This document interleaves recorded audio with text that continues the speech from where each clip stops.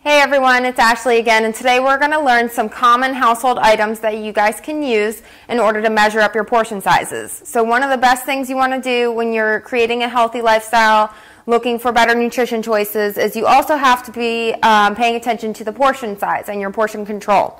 So one of the things we're going to learn today is just taking some simple household items and kind of measuring it up. So you do not need to be specific to a T about everything, but if you just kind of know what food groups you should measure everything up to, you'll be doing just fine.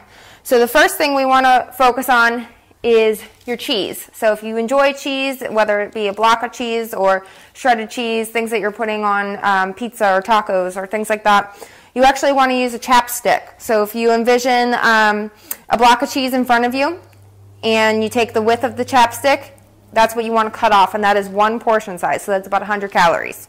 So keep that in mind. Next, you want to use just your hand. So if you are scooping out trail mix or a handful of almonds, peanuts, walnuts, something like that, any source of healthy fat, you want it to be about the size of your palm. So one handful is equivalent to one portion size of a healthy fat.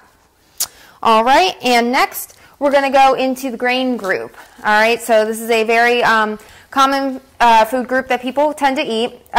We want a half cup serving of whole grains. So that's going to be whole wheat pasta, brown rice, a roll, pita bread, anything of that sort, a potato. You want about a half cup serving to be one portion size, which is also the size of a tennis ball or a baseball. Next is going to be our fruits and vegetables. So fruits and vegetables, you can eat unlimited amounts of vegetables and it is not going to affect your weight or your diet. It's in fact going to increase your nutrition.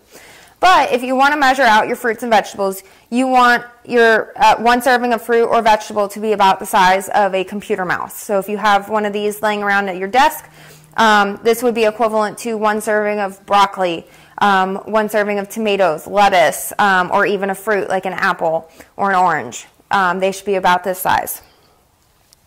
All right, we're going to move into our protein next. This is a common portion control error when people are consuming lunch and dinner. They tend to go a little bit overboard with the protein. So you essentially want your protein to be about the size of a deck of cards or maybe even the size of your smartphone. So this is going to be about 3 to 4 ounces. And this is the amount of one portion size which should be included in each meal. So this should take up about a quarter of your plate.